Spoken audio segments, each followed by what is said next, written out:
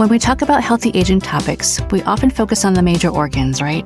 The seemingly most important ones like the heart and the brain and the joints. But our vision and eyes are just as critical and often don't get the same attention. They play such a major role in our independence, safety, and even our cognitive health. This is Aging Forward, a podcast from Mayo Clinic about the science behind healthy aging and longevity. Each episode, we explore new ways to take care of our long-term health, the health of our loved ones, and our community, so we can all live longer and better. I'm Dr. Christina Chen, a geriatrician and internist at Mayo Clinic in Rochester, Minnesota, and this episode we are talking about the aging eye. Which eye conditions become more common with time, which ones threaten our vision, and what can we do about it to protect our eyesight and our senses? And joining me today is Dr. John Chen. And just to clear the air, we are not related. He's not my husband. Dr. Chen is a neuro-ophthalmologist also at the Mayo Clinic in Rochester, Minnesota, who provides care for patients not just for general eye conditions, but also visual disorders related to neurologic diseases. He serves as the Neuro-Ophthalmology Fellowship Director and has served in many leadership positions throughout the years and has won numerous awards in his academic career. So such an honor to have you here, Dr. Chen. Welcome to the podcast.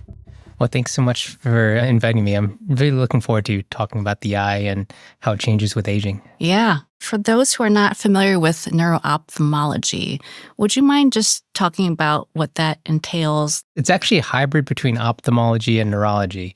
And so half of neuro-ophthalmologists are actually ophthalmology trained, half are neurology trained.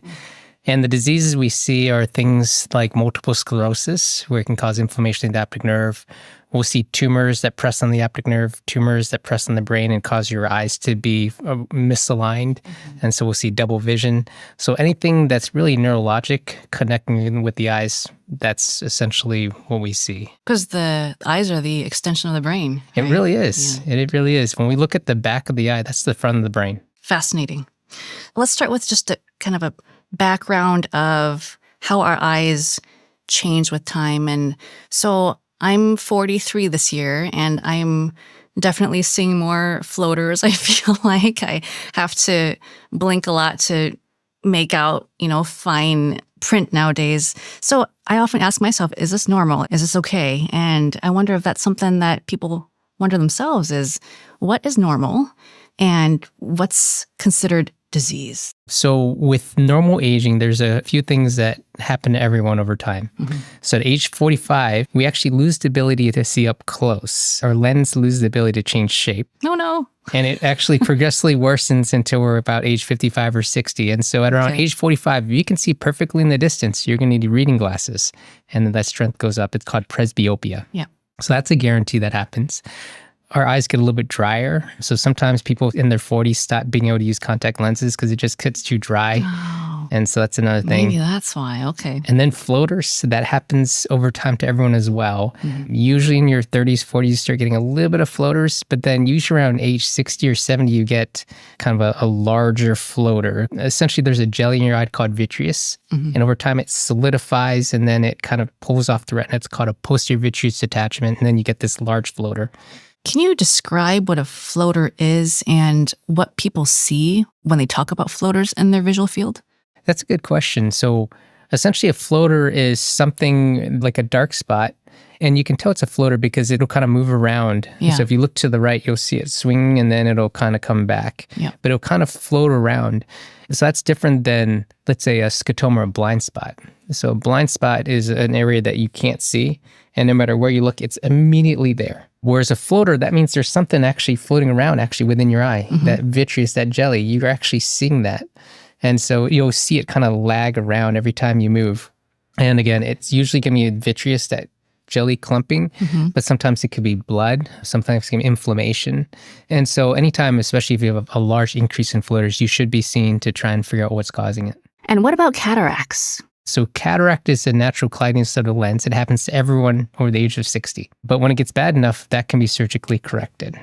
And then there's the diseases that happen with age, the higher risk, like age-related macular degeneration, glaucoma, mm-hmm. things like that. So you mentioned kind of at age 45 is around the time when things start to change. Does this happen to everyone? Is this common? And are there certain populations that are perhaps at higher risk of developing eye conditions earlier? So the presbyopia, the inability to see up close, that's everyone. What's interesting, though, is if you're nearsighted, so that means you can see up close without glasses, but you can't see in the distance. What you can do is you can just take off your glasses and you'll always be able to see up close. But if you're perfect in the distance, 20/20 in the distance, that's when you're going to need help for reading. So that's everyone. But then certain eye diseases, those happen more in some versus others. There's risk factors like smoking will increase your risk of macular degeneration. A family history of some of these eye conditions will increase the risk, 2 or 3-fold. And we can talk about some of the most common diseases that affect the eye with age. I'd say, again, cataracts, a guarantee. Everyone over the age of 60 has a cataract. And then on average at age 73 is when you have cataract surgery. And then it's amazing. You take out that cloudy lens and then you put a new lens in and you can see perfect 20/20 in the distance. So that's an easy fix. It's like fixing a dirty windshield. Macular degeneration, the full name is age-related macular degeneration. So that happens with a higher chance with age. Age 60, maybe only 1 to 2% of the population is affected. At age 70, it's 10%. At age 80, it's 20%.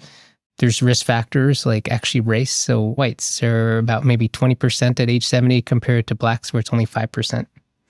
And then the other real common one is glaucoma with age. At age 60, pretty rare. And then at age 70, it keeps going up and up. But what's interesting about glaucoma is they're actually about 3-fold more common in blacks than whites. So there's risk factors, but really the big one is age for those conditions. As I'm reflecting on this, I feel like it's so common that we as primary care providers often overlook this. Patients come in with 10 things to talk about, and the vision is the last thing we focus on unless they say that's their primary symptom. And it gets me thinking, like, how come this is so overlooked? Is it because they just know that they should be seeing an optometrist periodically, and we just don't focus on that as a priority, it seems like, in primary care? And I'm just curious, why do you think eye health and vision health is so overlooked? I think certainly from a primary care perspective, it's hard to be able to diagnose some of those diseases. You've got your direct ophthalmoscope and you get this tiny little limited view. It's really, really hard to see. So I think that's one aspect.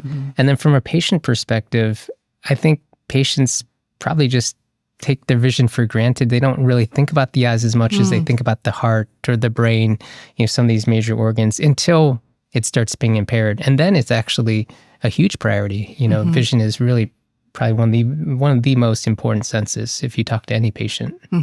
Yeah, I hate to admit this, but I think the most I do is see if I can locate some cloudiness in their cataract formation and then be like, you should go see Dr. Chen or do a Snellen eye chart. But that's really all we do as far as screening. So it's hard to assess these ones that are slowly progressive, like cataracts, for example. No, I agree. And I think that's why it's important when a patient's over the age of 60, they probably should have annual eye exams because that's the way of detecting these diseases. Again, cataracts, not too much of a big deal because whether you diagnose it late versus early, you do surgery and then they see 20/20. But a disease like glaucoma can be very, very dangerous. With that, they actually lose peripheral vision. It's actually the most common optic nerve disease. And the patient actually has no symptoms until it's too late. It actually starts closing in. And if they start noticing that narrow vision, they've lost already, 70% of the vision. So sometimes people call glaucoma the silent thief of vision because patients don't recognize it. So that just needs screening. It's really good that you mentioned that because a lot of them seem to progress silently or very slowly over time where you may not notice big changes right away. And besides glaucoma and cataracts, are there any other situations that can cause this sort of silent progression that can lead to a very poor outcome? Really, the three most common are cataract, glaucoma, and age-related macular degeneration. With age-related macular degeneration, it usually starts off with these little deposits in the retina called drusen. The vision just kind of slowly goes down a little bit. Maybe if they look at a straight line, it'll look a little bit wavy. It's pretty slow. But then what can sometimes happen is there can actually be bleeding within the retina from the macular degeneration. It's called wet AMD. And then when that happens, there's actually a very dramatic drop in vision. The straight lines get much, much more wavy. That we actually treat differently. So if you've got the dry kind, we often prescribe these over-the-counter vitamins called Ocuvite. But then if the retina starts bleeding, we actually do these injections into the eye, this medication that essentially stops blood vessels from bleeding to try and prevent the scar formation. And so, again, it's important to screen for the dry kind because that puts you at risk for it to bleed and turn the wet kind. And once you have the wet kind, it's important to get treatment as soon as possible because the more bleeding there is, the more scarring there is. It's amazing how much better our treatments have gotten. When I was much younger, my grandfather had macular degeneration. I didn't understand this at the time, but I understand it now. He had these pretty large drops in vision. And essentially that was a dry turning to the wet. There was bleeding. At the time, we had no treatment but to use a laser to try and shoot the blood vessel to stop it from bleeding. We were successful at stopping the bleeding, but then it left these huge craters of vision that he lost. And I don't think my parents even understood what was going on. They said, yeah, the first treatment worked. And then the second treatment, he got worse. And the third treatment, he was really poorly debilitated. You know, that third person who did the laser must have did a bad job. That's not the case at all. You know, in retrospect, what happened is, you know, he was having bleeds. And then with each laser, he was getting larger and larger scars until he couldn't see. But now we have these treatments. I know it sounds barbaric. We're injecting medications into the eye, but it stops the bleeding and we can really stabilize vision. If my grandfather had developed wet AMD just 10 years later than he did, he would still be able to see. It's really amazing how far technology has come. Yeah, and it's allowed people to preserve their vision and live a better life. It's absolutely incredible.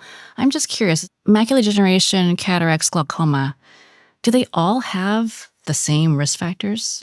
Do they all have the overlapping risk factors such as smoking and all that you mentioned earlier? The unifying one is age. Okay. That's the unifying one. But then the risk factors is a little bit different. I think smoking certainly can worsen macular degeneration, probably can worsen a little bit of cataract, maybe a little bit of glaucoma. We think about UV light and maybe that worsens cataracts. But what's interesting is you could put a person in a cave and they don't see any light at all, and they'll still develop cataracts over time. It just takes a little bit longer to develop. So I'd say the unifying factor is age. You know, in a 30-year-old, you're never going to see age-related macular degeneration.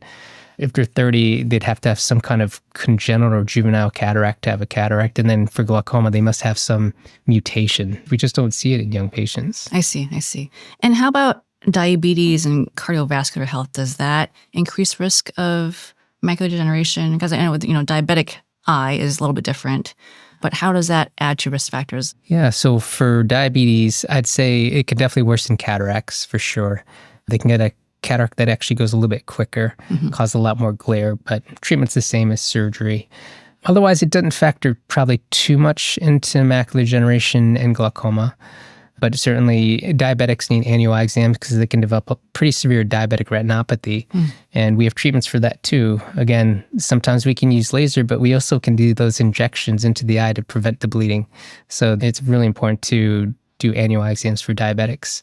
There's some more rare conditions where diabetes and cardiovascular disease can play in that can affect older patients. So pretty rarely, patients can actually get a stroke to the optic nerve. It's called ischemic optic neuropathy. And high blood pressure, diabetes, high cholesterol, that all factors in. And then patients can also get strokes to the retina, so retinal artery occlusion, where essentially the artery supplying the retina can get occluded, and it's got the same risk factors as a stroke to the brain, which again, a lot of the cardiovascular risk factors. Yeah. So what we're saying is taking care of your blood vessels will ultimately take care of your eyes and really every organ in your body if we focus on those lifestyle factors that optimize our vascular health. Absolutely. Anything else as far as lifestyle that we should be focusing on to optimize our visual health? I think those are the main ones. Obviously, a healthy diet. Again, smoking is bad for everything. Sleep apnea could potentially be a risk factor for some conditions like strokes to the optic nerve. So that could be screened for. What's the consensus on vitamin A? My parents always told me, you got to eat carrots. Eating more carrots will preserve your eyes. And I'm just like, oh, that's one of those old folks' tales, right? But Arids has vitamin A in it and a combination of things. So what's the research behind that? Yeah, I think vitamins are important for eye health. But too much is also never a good thing either. So yes, you want a healthy diet that has vitamin A. So the Ares vitamins has like a set of vitamins in there, including vitamin A and zinc and some other ones. But it's interesting, if you have, let's say, too much vitamin A, you can actually cause this condition called pseudotumor cerebri, where you can get raised pressure of the head. And we're talking about magnitudes of too much vitamin A. Yeah. But yeah, a healthy diet's always a good thing. Good to know.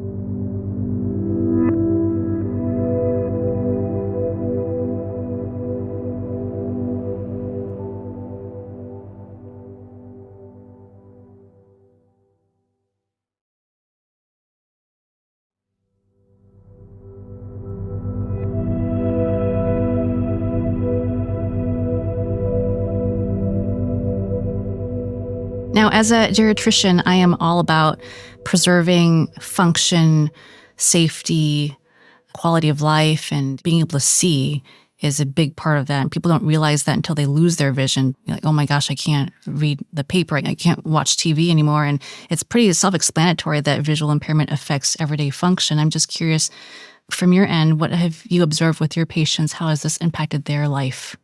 Again, visual impairment's really tough for all patients, really. If the vision's bad enough and if you're unable to drive, that can be a big limiting factor because it really takes away your independence in terms of, want to go places, go to the store. So that's a big one. The other one is if the vision's poor enough that you can't read, that's another big one, so then you can't watch TV, can't read your favorite novel. Those can have really large impacts on quality of life. It can even lead to, about threefold increased risk for depression if you've got a lot of visual impairment. When do you tell people that they should stop driving? Is that something that you bring up, or do you kind of tag team it with primary care team? Because that's part of the independence function aspect you're talking about. When do we get to that point of saying this is not safe?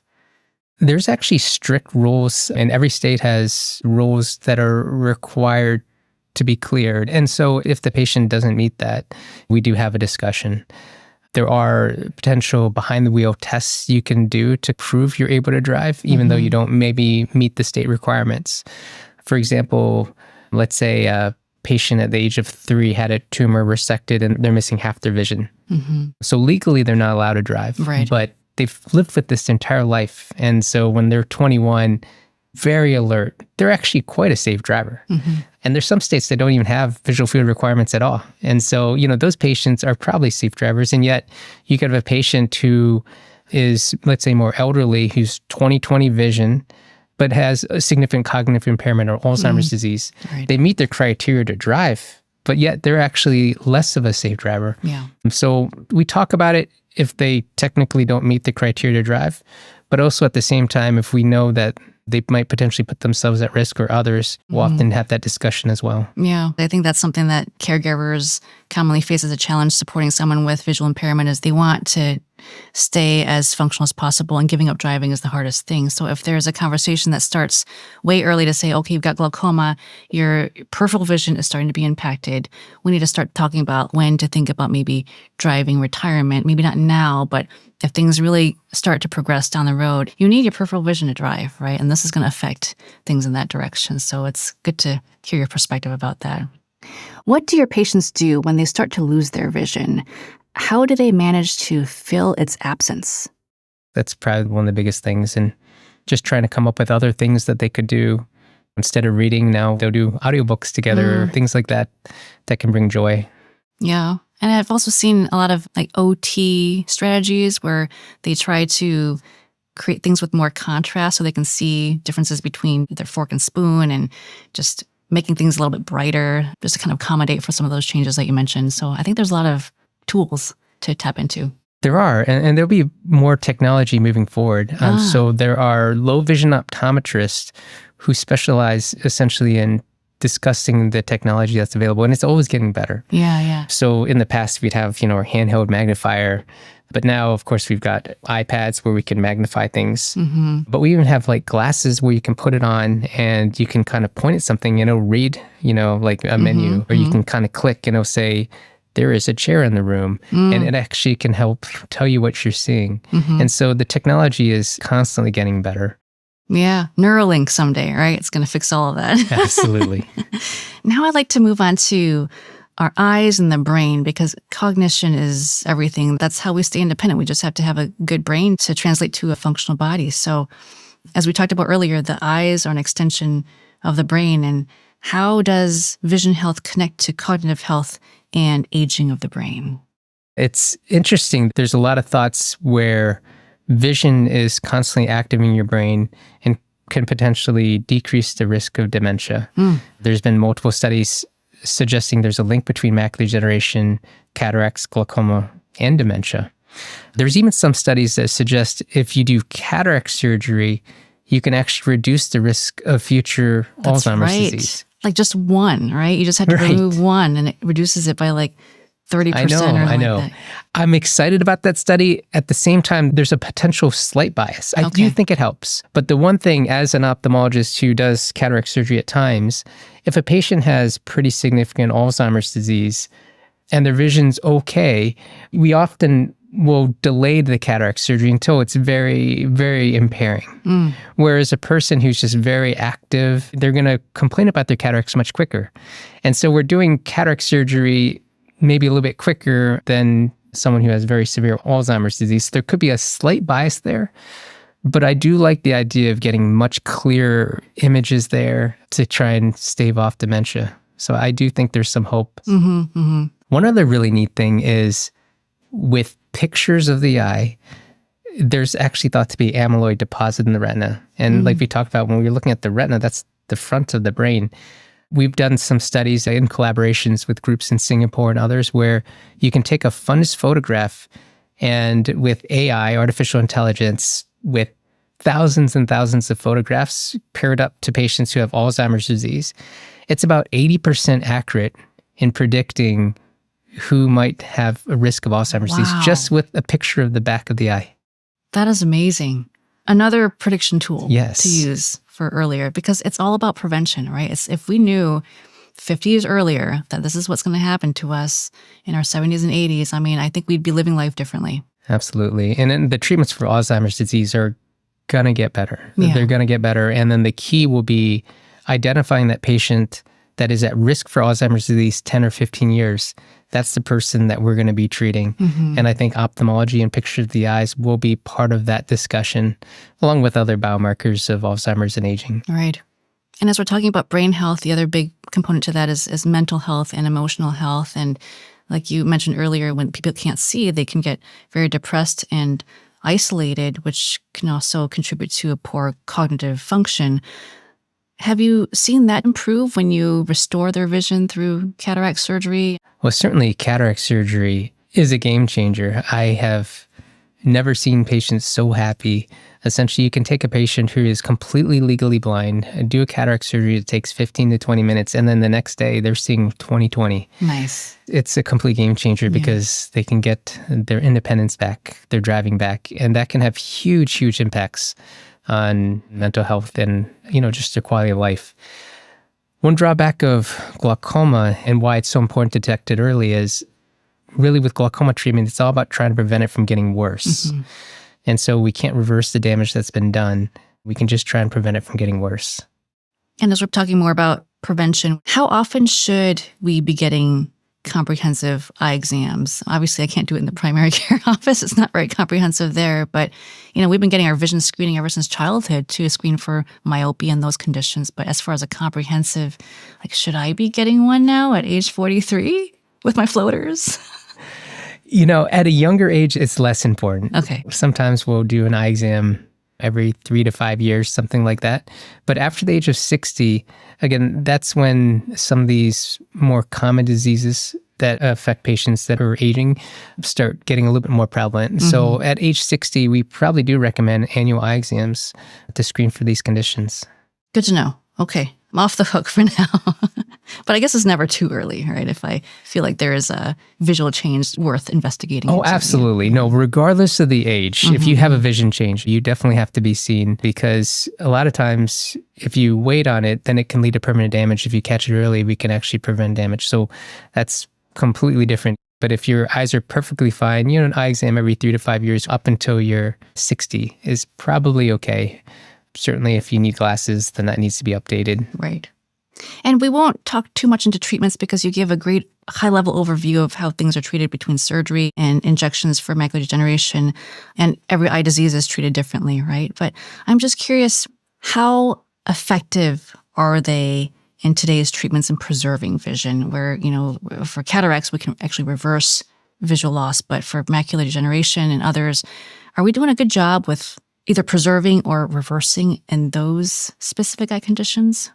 Yeah. So right now, when it comes to retina and optic nerve, it's usually preserving. Okay. Especially like glaucoma, it's preserving.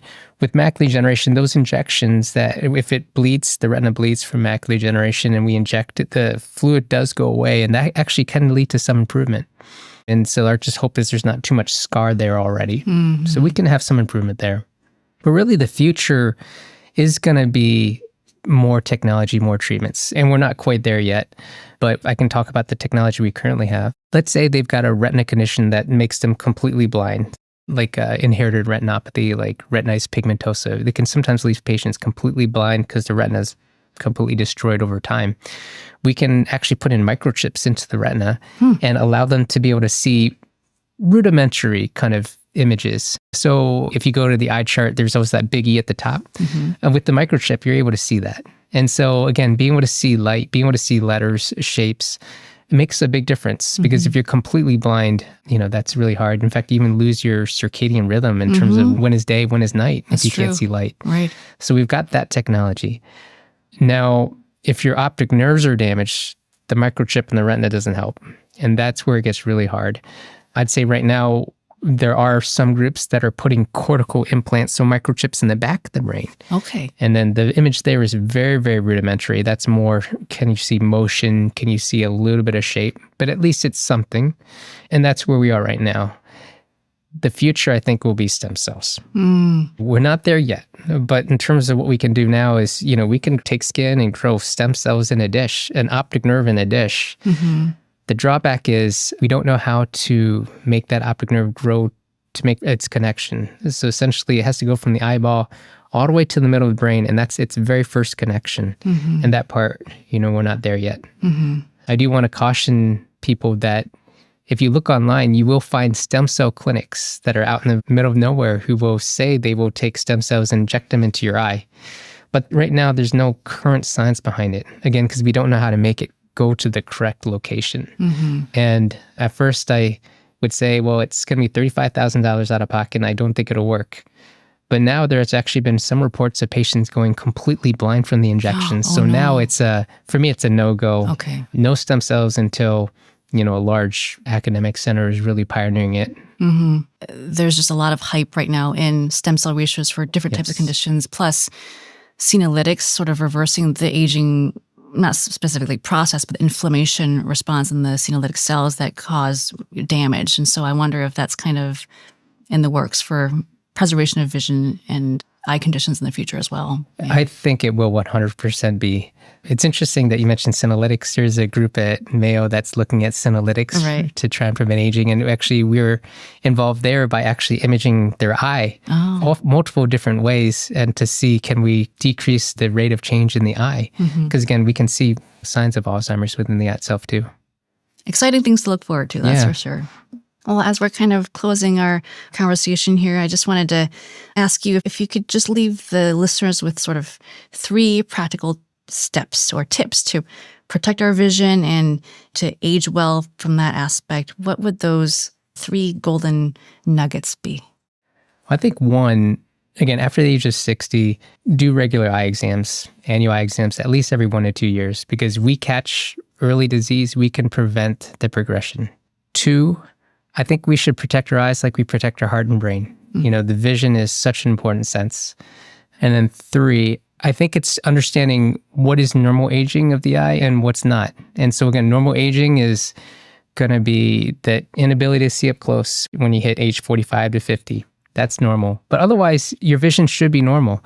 A lot of times my patients, their vision's going down, they just assume, I'm just getting older. Mm-hmm. But really, that doesn't happen. There's something there that's making the vision go down, other than the inability to see up close. That's everyone. But otherwise, there's something there. And the earlier you detect it, the better. Perfect. And we do have a kind of a closing tradition question for all of our speakers is our podcast is titled Aging Forward, and everyone sort of interprets that a little bit differently, how it pertains to them. But for you, Dr. Chen, what does aging forward mean to you, and how do you personally do it well? Well, for me, aging forward is really enjoying what I do. And that's seeing patients, treating patients, trying to advance science, whether it's medications, surgeries, or artificial intelligence. I think that's the key to improving the vision for our patients. And that's what I want to see moving forward. Love it. Any things that you do for fun that you enjoy kind of outside of work and brings joy to your life in that aspect? Absolutely. I've got a wife and 2 kids here in Rochester, age 13 and 15, two little boys, or I guess they're not so little anymore. Yeah. They were 2 and 4 when I first got here. Well, they probably still keep you pretty busy. Yeah, I love playing tennis with them, skiing with them. Well, thank you so much, Dr. Chen, for this conversation. I've never had so much fun talking about eyeballs and vision, but, this has really reminded us that our eyes do play a critical role, not only in how we see the world, but how we move and how we think and connect with those around us and engage with life. So I hope this has encouraged all of us to really prioritize our eye health as an essential part of aging forward. So thank you for that reminder today. Well, thanks so much. I really enjoyed it. So that's all for this episode. Hopefully you're feeling a little bit more informed, inspired, and empowered. If you have a topic suggestion for a future episode, you can leave us a voicemail at 507-538-6272, and we might even feature your voice on the show. For more Aging Forward episodes and resources, head to mayoclinic.org/agingforward. And if you found this show helpful, please subscribe and make sure to rate and review us on your podcast app. It really helps others find our show. Thanks for listening, and until next time, stay curious and stay active.